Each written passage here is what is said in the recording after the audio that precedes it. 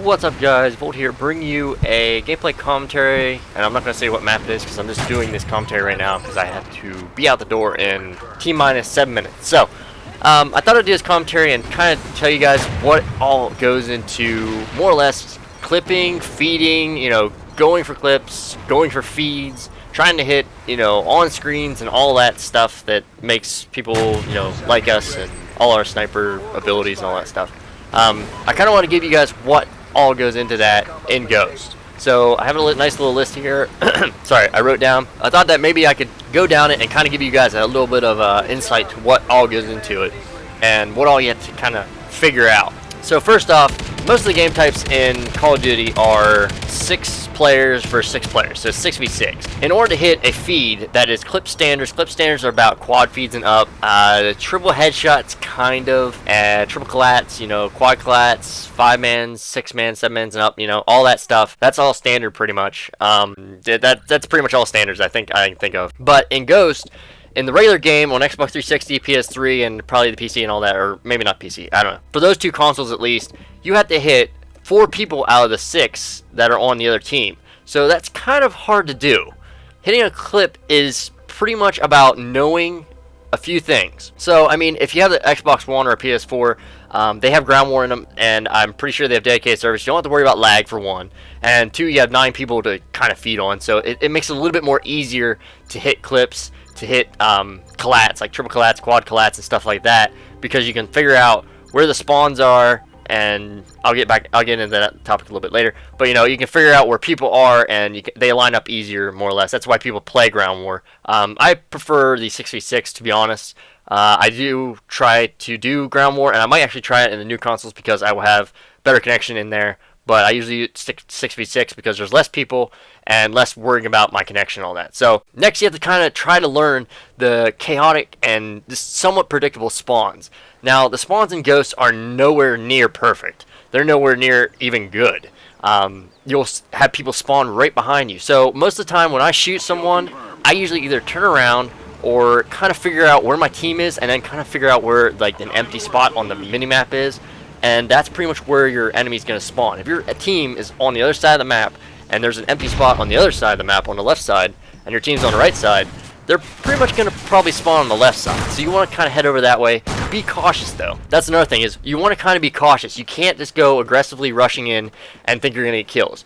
The reason for that is you have to watch out for red gunners. Red gunners, assault rifles, some machine guns, shotguns. You don't have to worry about pistols. Pistols and snipers are about the only thing that's balanced in this game. LMGs and launchers, like grenade launchers and stuff. You have to watch out for all that because they will kill you pretty fast. Assault rifles and some machine guns, close up to medium range, they will kill you in about 2 to 3 bullets.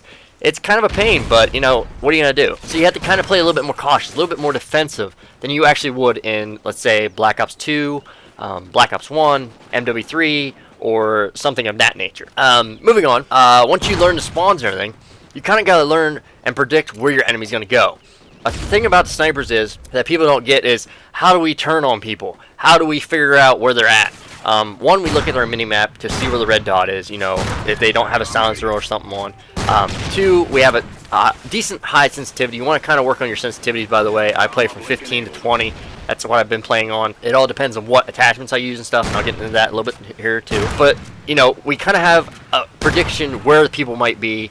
Like, people are always up on roofs on Octane, for example. They're always on the pawn shop. They're always on the kitchen diner place. They're always up in the garage. They're always up in the strip club in the top windows. They're always up in the top of the motels and all that stuff. And you kind of predict, oh, there's going to be 2 or 3 people up there. There's going to be a person up there. I got to watch out around the corner. That's another thing. You cannot rush around corners. That's a pain in the ass as well.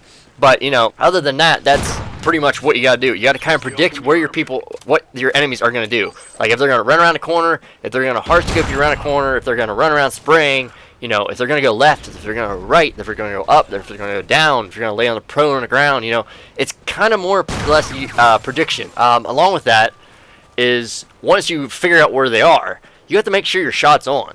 Play a couple games. Don't just go into your first game and think that, oh, I'm going to hit a quad feed right off the bat. You're not Grizz, you're not Envy, Face, Optic, I don't know, all the teams that do this. You're not any of them. So I have to say that that's pretty much not going to happen unless you have luck and skill out to the max. That's all I'm gonna say. You have to make sure that your shot's on, and if it's not, adjust it. Lower your sensitivity, up your sensitivity, change your attachments, and I'll talk about attachments right now, I guess, since it's, well, no, I'll talk about that a little bit later.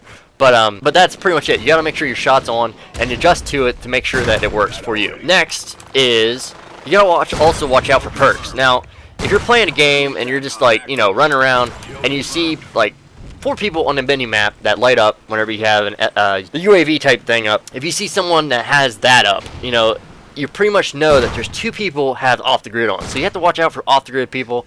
They won't notice on the radar too much if they're dead. You might pop up and there might be like a 5th guy, but then only one's using off the grid. So you gotta kind of watch out for the perks. You gotta watch out for people that have ICU, wiretap, the ping one, and like the flat jacket if you're using grenades, and it all comes into play in defeating and in the clipping and all that stuff. It all comes into it.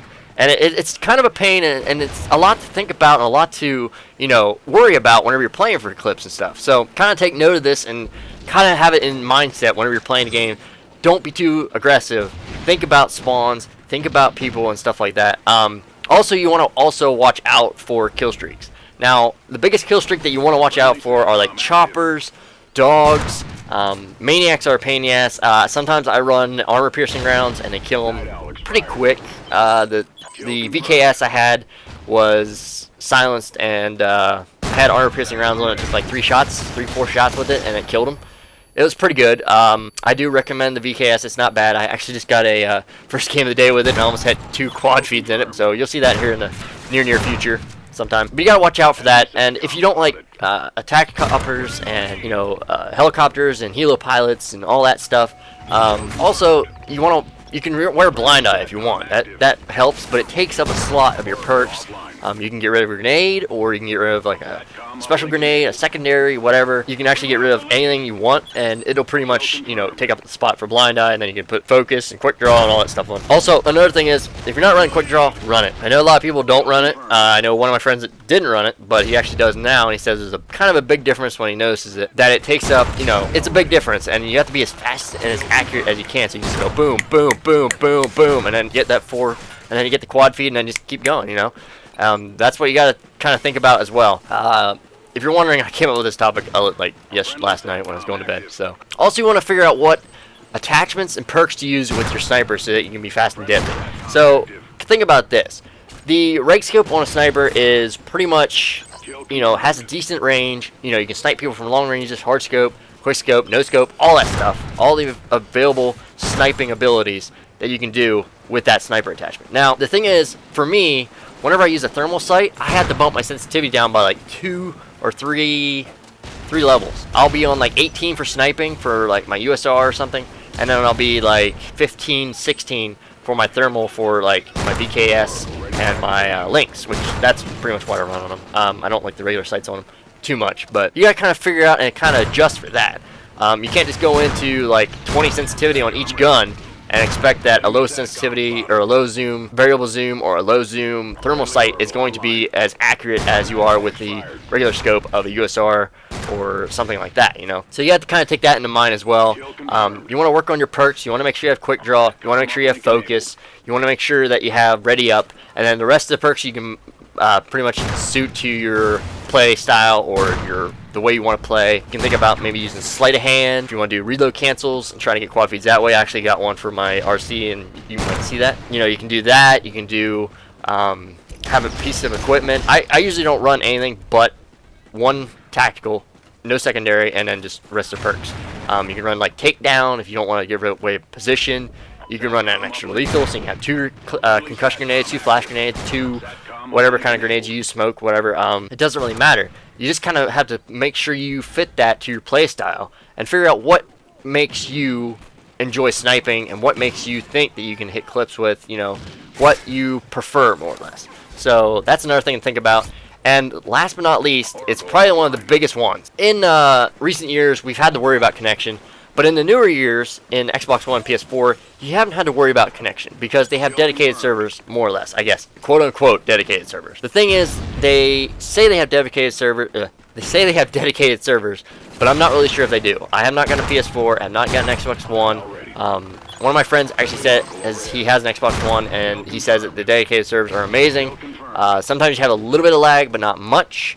But you kind of can't expect it to be perfect every single time. But now in the Xbox 360 and PS3 versions, and maybe PC, I think PC has dedicated servers all the time, but in those versions, you have to worry about connection. You have to worry about lagging. You have to worry about compensating for all that. Now, for me, it's pretty bad, because if you have a bad upload like I do, I have a 2 download and a 0.5 upload. And it takes me roughly 3 or 4 hours to upload a video. Probably this commentary here will take me about 4 or 5 hours, because it's pretty long. Well, it's decent size. That's what I had to compensate for. So with that slow upload speed, which is mainly what you play on, is kind of uploading your connection to and your ping as well to your system, and then back to the servers and all that stuff. We have to rely on hosts on the regular systems, but on the Xbox One and PS4, you don't have to worry about that as much. So that kind of takes away a thing that you kind of have to think about when you're trying to hit clips and try to feed. For me, I had to compensate shooting in front of people a decent distance so that it hits them, and sometimes I don't compensate enough, sometimes I compensate too much. Sometimes my lag kind of screws me over when I hard scope, and my scope doesn't stay exactly the way I want it to. So that's the thing that you have to kind of think about. You'll probably rage a lot of the times. You have to worry about lag, and if you have bad connection, bad internet upload, your shots will probably hit 50% of the time, if that. But that's pretty much all the things you got to think about.